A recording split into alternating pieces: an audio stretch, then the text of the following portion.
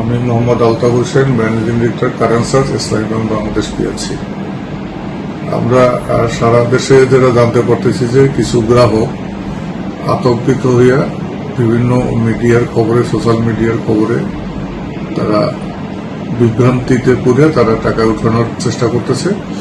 তাদের উদ্দেশ্যে একটাই কথা যে আতঙ্কিত হওয়ার কোনো কারণ নাই, কারণ ইসলামী ব্যাংকের নিজস্ব আর্থিক ভিত্তিও মজবুত, তারল্য সংকট অতটা নাই আমাদের। পাশাপাশি হলো আপনারা জানবেন যে বাংলাদেশ ব্যাংকও সবসময় আমাদের পাশে আছে, আগেও ছিল, ভবিষ্যতে তারা থাকবে, তারা প্রতিশ্রুতি দিয়েছে।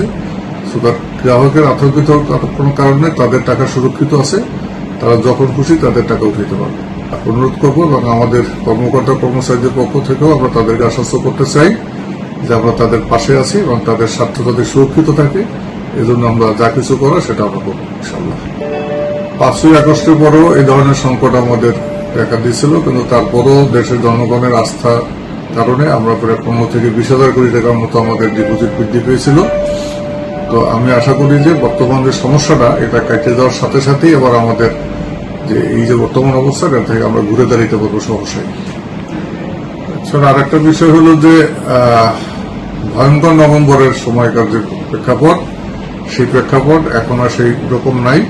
এখন যে কোনো ধরনের ঋণ বিনিয়োগের ক্ষেত্রে আমাদের যে স্পষ্টতা, জবাবদিহিতা এবং আমাদের যে পরিচালনা পর্ষদ আছে বিজ্ঞ, তারাও দেখে শুনে এই কাজগুলো করে।